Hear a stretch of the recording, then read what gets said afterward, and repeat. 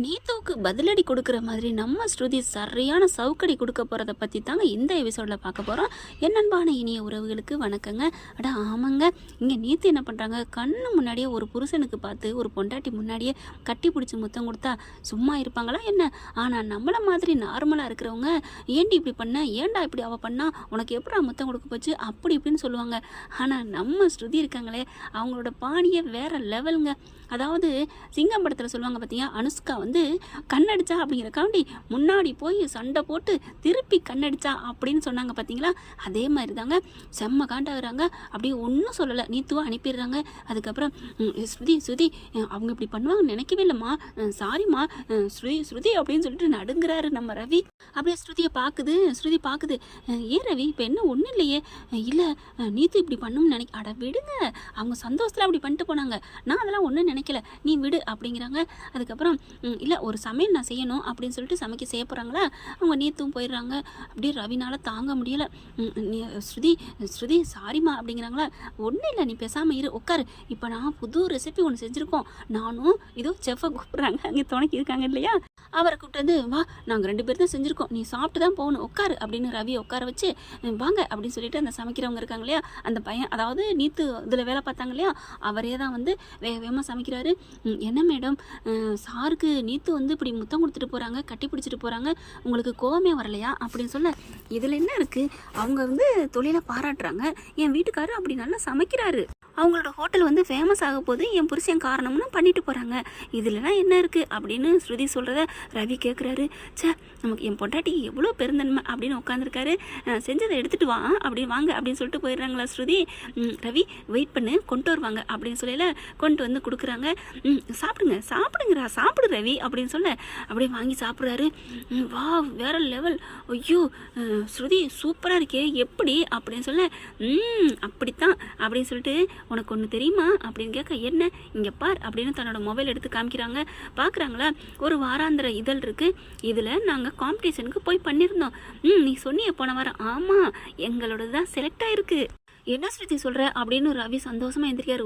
உட்காரு அப்படின்னு சொல்லிட்டு, நாங்கள் சமைச்சு அனுப்புனது ரொம்ப பிடிச்சிருக்கான், எங்களோட தான் செலக்ட் ஆகிருக்கு, நாங்களும் வேர்ல்டு லெவலுக்கு ஆக போகிறோம்ல, பாரு ஃபஸ்ட் ப்ரைஸ் கொடுக்க போகிறாங்க, 5 லட்ச ரூபா எங்களுக்கு தெரியுமா அப்படின்னு சொல்ல, சூப்பர் வாழ்த்துக்கள் ஸ்ருதி அப்படின்னு பொண்டாட்டிக்கு ரவி சொல்ல கை கொடுக்குறாரு. இது எனக்கெல்லாம் இல்லை, இந்த பெருமை புகழ் எல்லாமே இதோ என்னோட செஃப்புக்கு தான் அப்படின்னு சொல்லி அந்த கூட இருக்க காமிக்கிறாங்களா. ரவிக்கு சந்தோஷம். பரவாயில்லப்பா, என்கிட்ட கற்றுக்கிட்டு இருந்தேன், நிறுத்து ரவி, உங்ககிட்ட பாதி கற்றுருக்கலாம், அதுக்காண்டி அவன் சொந்த இதில் தன்னோட சொந்த முயற்சியில் முன்னுக்கு வந்திருக்காங்க அப்படின்னு சொல்ல, எப்படியோ ஸ்ருதி உன்னோட ஹோட்டலை நீ நல்லா நிலைநிறுத்திக்கிட்ட, அதனால வாழ்த்துக்கள் அப்படிங்கிறாங்க. இந்த பாராட்டெல்லாம் என்னோட செஃப்புக்கு தான். செஃப்பு பார்த்து டக்குன்னு ஸ்ருதி என்ன பண்ணுறாங்க, ரொம்ப தேங்க்ஸுங்க, உங்களால் தான் இன்றைக்கி என்னோடது பயங்கரமாக வளர்ச்சி அடைந்திருக்கு, நல்ல பரிசு வாங்க போகுது, பேரும் புகழும் வாங்க போகுது அப்படின்னு சொல்ல, ஹலோ மேடம், ஐயோ மேடம் அப்படிலாம் ஒன்றும் இல்லை மேடம் அப்படி சொல்ல, இந்த கைக்கு தங்க மோதிரம் போட்டாலும் தகும் அப்படின்ட்டு, மோதிரம் உங்கள் அளவு இல்லையே, ஏன் மோதிரம் போகாதே, நாளைக்கு உங்களுக்கு மோதிரம் பரிசாக தரேன், அதுக்கு முன்னாடி அட்வான்ஸாக இது தர்றேன் அப்படின்னு சொல்லிட்டு டக்குன்னு முத்தம் கொடுக்குறாங்க. அப்படியே ரவிக்கு ஒரு மாதிரி ஆகுது. ஓகேவா, நீங்கள் ரொம்ப உங்களை நான் பாராட்டணும் அப்படின்னு சொல்லிட்டு லைட்டாக ஹக் பண்ணுறாங்க. ஓகே பாய் அப்படின்னு சொல்லிட்டு, ரவி நீ கிளம்பு அப்படின்னு சொல்ல, ரவிக்கு செம்ம கோவம் வருது. எரியுதான் வயிறு எரியுதான், அதுதான்டா எனக்கும் வேணும், ஆம்பளை பண்ணால் தப்பு இல்லை, பொம்பளை பண்ணால் தப்பா, போடா மவனை மாட்டினடா அப்படின்னு சொல்லிட்டு மனசுக்குள்ள ஒரு மாதிரியா நினைக்கிறாங்க. ரவி அப்படி கோவத்தோட போயிடுறாரு. மேடம் என்ன மேடம் சும்மா விடு மேடம், பழிக்கு பழிதானே, என்ன என்னம்மா கொடுக்குறா, பேசாமல் நிற்கிறான், நான் விடுவேனா என்ன, நான் யார் ஸ்ருதி ஆச்சே, என்ன மேடம் நான் சொன்ன மாதிரி கரெக்டாக பண்ணிட்டாங்களா ஸ்ருதி மேடம். அடுத்து பார்த்தா வீட்டுக்கு வராருங்க. வீட்டுக்கு வந்தோன்னா இவா அப்படின்னு ரவி என்ன பண்ணுறாரு, ஸ்ருதியை கூட்டிக்கிட்டு ரூம்குள்ளே இழுத்துட்டு போகிறாரு. என்ன அப்படின்னு கேட்க, இவா நீ என்ன பண்ணி வச்சிருக்கிற அப்படின்னு சொல்ல, நான் என்ன பண்ணேன், அது என்ன அவனை என்ன ஹோட்டலில் எல்லாரும் சாப்பிட்டுட்டு இருக்காங்க, என் கண்ணு முன்னாடியே, அதுவும் என் கண்ணு முன்னாடியே அவனை கட்டி பிடிக்கிற முத்தம் கொடுக்குற. ஹலோ சார் என்ன நினச்சிட்டு இருக்கீங்க, உங்கள் பொண்டாட்டிக்கு இன்னொருத்தனுக்கு முத்தம் கொடுத்தோன்னே கட்டி பிடிச்சோன்னே கோவம் வருதே, அதே மாதிரி உங்களை கட்டி பிடிக்கிறா ஒருத்தி முத்தம் கொடுக்குறா, அப்போ உங்கள் பொண்டாட்டிக்கு கோவம் வராதா, ரோசமே இல்லையா, அவள் ஜடமா வெறும் மண்ணா உங்கள் பொண்டாட்டி, சொல்லுங்கள் மிஸ்டர் ரவி சொல்லுங்கள் அப்படின்னு ரவி ஸ்ருதி சொன்னோன்னே ரவியை பார்த்து கேட்டகையோட ரவிக்கு ஆடி போகுது. ஆஹா அப்படின்னு சொல்லிட்டு இருந்தாலும் அவளாக கொடுத்ததுக்கு நான் என்ன பண்ண முடியும்? கொடுத்தாலும் வாங்கினாலும் முத்தம் எல்லாம் ஒன்று தான். எவ்வளோ தைரியம் தான் கட்டி பிடிப்பான் முத்தம் கொடுப்பா. அவள் எப்படிப்பா கட்டி பிடிப்பா முத்தம் கொடுப்பா? நீ இடம் கொடுத்து வச்சிருக்கிற அதனால தானே. ஐயோ ரவியை போய் தொட்டாலே அப்படி நெருப்பாக கக்கிடுவான், அவன் அப்படி இப்படி ஸ்ட்ரிக்ட்டு அப்படின்னு நினைக்கிற அளவுக்கு நீ நடக்கணும். ஆனால் நீ அப்படி நடக்கலையே. என் கண்ணு முன்னாடியே வந்து கட்டி பிடிப்பாலாம் முத்தம் கொடுப்பாலாம். என்ன நினச்சிட்டு இருக்கா? அதுக்காண்டி அது ஏதோ ஒரு சம்பவம் நடந்துருச்சு, அதுக்காக நீ பழி வாங்குற மாதிரி பண்ணுவியா? என் மனசு எப்படி வலிக்குது நீ தெரிஞ்சுக்கணும். இதுக்கு பேர் பழி வாங்குறது இல்லை. நீ நாளை பின்ன நீ நல்லா உஷாராகி தெரிஞ்சுக்கணும். அதுக்காக தான் இப்படி பண்ணேன் அப்படின்னு சொல்ல என் செஃப்புக்கும் தெரியும் நான் சும்மா தான் பண்ணேன்னு. அவனும் நீ போனதுக்கப்புறம் கேட்டுட்டான். ஆனால் ஒன்றை மாதிரி நீ இழிச்சுக்கிட்டு இல்லை தெரியுமா? இங்கே பாரு ஸ்ருதி, நீ பண்ணுறது சரியில்லை. நீத்து பண்ணதுக்கு நான் என்ன பண்ணுவேன் அப்படின்னு அந்த கதை விட்டு நிப்பாட்டிக்கோ. அவள் பண்ணுறது தப்புன்னு தெரியுதா இல்லையா? இன்னும் அவள் என்னென்ன பண்ணியிருக்கா தெரியுமா? அதெல்லாம் சொன்னால் நீ ஆடி போயிடுவேன். என்ன பண்ணா நான் சொல்கிறதுக்கு ஒன்றும் இது இல்லை, விட்டுரு. நான் ஒன்றும் சொல்லலை. ஆனால் நீ வந்து நான் பண்ண தப்பு நீ பண்ண தப்பு இல்லைங்கிற மாதிரி வந்து நிற்கிற பாரு. ஏன் ஆணுக்கு ஒரு சட்டம் பெண்ணுக்கு ஒரு சட்டமா? ஏண்டா என் புருஷனுக்கு மேலே எனக்கு மட்டும் அக்கறை இல்லையா? என் புருஷனை எவ்வளோ ஒருத்தி கட்டி பிடிச்சா என் வயிறு எப்படி எரியும், எப்படி இருக்குது அப்படிங்கிற அப்படியே ஒரு மாதிரியாக உணர்றாரு. ஐயோ ஸ்ருதி, நான் சொல்கிறது நம்புமா கேளுமா. அப்போ எனக்கு மட்டும் என்ன இருந்து நான் அவனை கட்டி பிடிச்சேன், நான் முத்தம் கொடுத்தேனா? ஏண்டா அப்படின்னு சொல்லி நங்குன்னு கொட்டுறாங்க.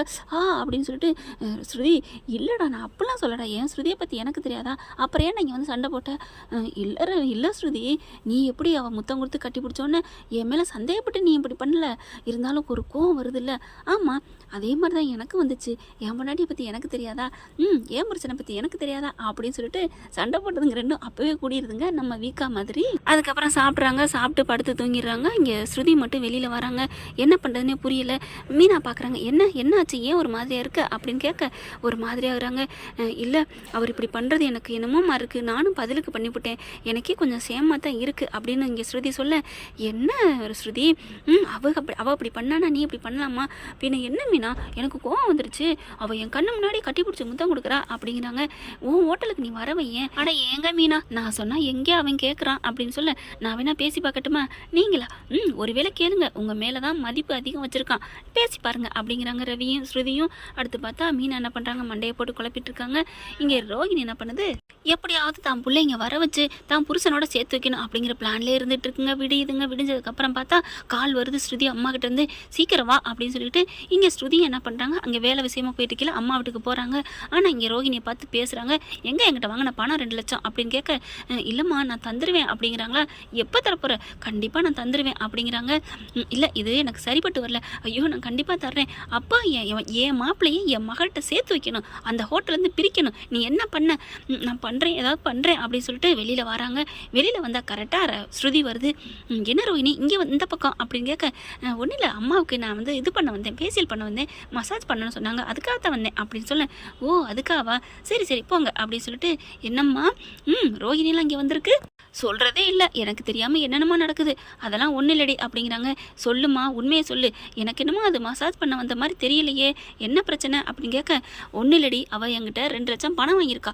என்னது பணமா? 2 லட்சமா? ஆமாம். எதுக்குன்னு எனக்குன்னு தெரியும், ஆனால் அதுக்கு பதில் ஐயோ உளறிட்டோமா, சொல்லுமா அதுக்கு பதில் என்ன பண்ண வச்சிருக்க அப்படிங்கல. இல்லடி மாப்பிள்ளையை உங்ககிட்ட சேர்க்க சொல்லி அவகிட்ட பொறுப்பாக படைச்சிருந்தேன், அவங்க பண்ணிட்டாங்களா, அவங்க பண்ணால் ஏதாவது தப்பு தண்டா பண்ணுவாங்க, ஏமா இப்படி பண்ணுற அப்படின்னு கத்திவிட்டு வராங்க.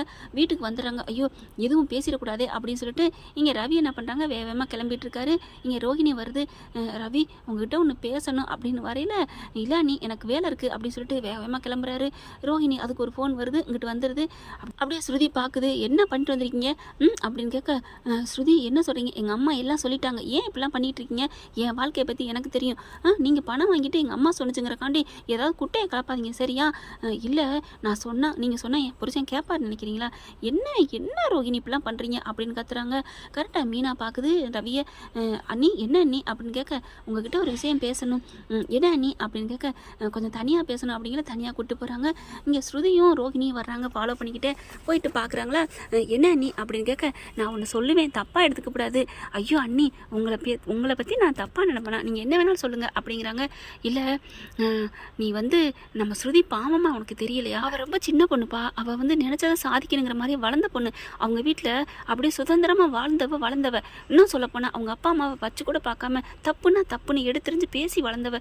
அப்படிப்பட்ட பொண்ணு நம்ம வீட்டில் எவ்வளோ கட்டுப்பட்டு எவ்வளோ நல்லவளாக வாழ்ந்துட்டுருக்கா. அவள் மனசு ரொம்ப நல்ல மனசு, என் மனசு மாதிரி தான் அவளுக்கும். என்ன நீ அதெல்லாம் எனக்கு தெரியுமே, அப்படிப்பட்டவளை ஏன் நீ நோகடிக்கிற ரவி அப்படின்னு கேட்க, நான் என்ன நீ பண்ணேன், இங்கே பார் என்னை நீ அம்மாவை நினைக்கிறதுன்னு சொன்னேன். ஆமாம், அப்படி நினைக்கிறது உண்மையாக இருந்தால் நான் வந்து நீ அந்த நீத்துவோட இதை விட்டுட்டு இங்கே வரணும், நீ ஸ்ருதி கூட இருப்பியா அப்படின்னு கேட்க, அப்படியே பார்க்குறாங்க. அண்ணி அது வந்து அண்ணி நான் சொல்கிறத கேட்பீங்களா கேட்க மாட்டியா அப்படின்னு கேட்கல. இல்லை நீ இன்னைக்கு முடிச்சுட்டு வந்துரு.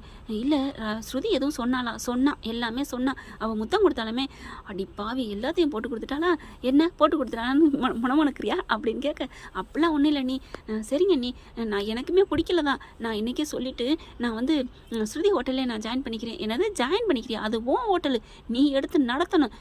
என்னப்பா அப்படின்னு கேட்க, அண்ணி ஐயோ சாரி அண்ணி அப்படின்னு சொல்லிட்டு அங்கேருந்து கிளம்புறாங்க. ரவி அப்படின்னு மீனா கூப்பிட, என்ன அண்ணி ரொம்ப தேங்க்ஸ் அப்படின்னு கையெடுத்து கும்பிட, ஐயோ அண்ணி எதுக்கு கும்பிடலாம், இல்லை என் பேச்சுக்கு நீயாவது மதிப்பு கொடுக்குறியே அப்படின்னு சொல்ல, ஐயோ அண்ணி அப்போலாம் நினைக்காதீங்க அண்ணி, இந்த வீட்டிலே அப்பாவுக்கு அப்புறம் உங்களை தான் நான் உயர்வாக நினச்சிருக்கேன், அப்போலாம் நீங்கள் நினைக்காதீங்க, ரொம்ப தேங்க்ஸ் அப்படின்னு சொல்லிட்டு போக வெளியில் 2 பேர் நிற்கிறாங்க. அப்படி பார்க்குற ரவி அப்படியே பார்க்குறாங்களா ஸ்ருதியை, ரவி என்ன சொல்கிறவங்க சொன்னால் கேட்பியோ, ஏய் அடிச்சேன் இவன் அப்படின்னு சொல்லிட்டு அங்கேருந்து கிளம்பிடுறாரு. அதுக்கப்புறம் 3 பேர் மீட்டிங் பண்ணுறாங்க. போதுமா மீனா எப்படி சக்ஸஸாக முடித்தாங்க என்ன அப்படின்னு சொல்ல, ரொம்ப தேங்க்ஸ் மீனா அப்படின்னு கேட்குறாங்க. இதுக்கு அப்படின்னு மீனா கேட்குறாங்க. இல்லை மீனா, ஸ்ருதியோட அம்மா அப்படியாவது ரவியை வந்து பிரித்து எடுத்துகிட்டு வந்து நீத்துக்கிட்ட வந்து பிரித்து எடுத்தாந்து நீ என் பொண்ணு இதிலே ஹோட்டல்லே வேலை பார்க்க வைக்கணும், அப்போ தான் நீ கொடுத்த காசெல்லாம் கேட்க மாட்டேன் அப்படி இப்படின்னு சொன்னாங்க. நான் என்னடா பண்ணுறதுன்னு இருந்தேன், நல்ல வேலை நீங்கள் எனக்கு செஞ்சிட்டீங்க அப்படின்னு சொல்ல, அப்புறம் இந்த உதவி நீங்கள் தான் பண்ணதா சொல்லி எங்கள் அம்மா கிட்ட 2 லட்சம் கொடுக்காம பார்க்குறீங்களா, ஐயோ ஸ்ருதி அப்படிலாம் நினைக்காதீங்க, நான் காசை கொடுத்துருவேன், ஆனால் இப்போதைக்கு கொடுக்க முடியாது, அதனால் இந்த பேரையும் நீங்கள் தட்டிக்க பார்க்குறீங்க அப்படின்னு சொல்ல, ரவி அப்படி பார்க்குறாங்க. ஸ்ருதி விடுங்க, என்கிட்ட நல்லா இருந்தால் சரி அப்படின்னு சொல்லிட்டு மீனா போகிறாங்க. மீனா அப்படின்னு கையை பிடிக்கிறாங்க நம்ம ரோகிணி. என்ன அப்படிங்கிற மாதிரி பார்க்க, ரொம்ப தேங்க்ஸ் மீனா, எனக்கு நீங்கள் நன்றி உதவி மேலே உதவி பண்ணிக்கிட்டே இருக்கீங்க, ரொம்ப தேங்க்ஸ் அப்படின்னு சொல்லிட்டு அப்படியே அழுகுறாங்க ரோகிணி. ஓகே ஃப்ரெண்ட்ஸ், பார்க்கலாம் என்ன நடக்க போகுதுன்னு. இந்த பற்றி உங்களுக்கு பிடிச்சிருந்துச்சுன்னா உங்கள் பொண்ணான கையில் ஒரு லைக்கை போட்டு சப்ஸ்கிரைப் பண்ணிடுங்க. Thank you friends.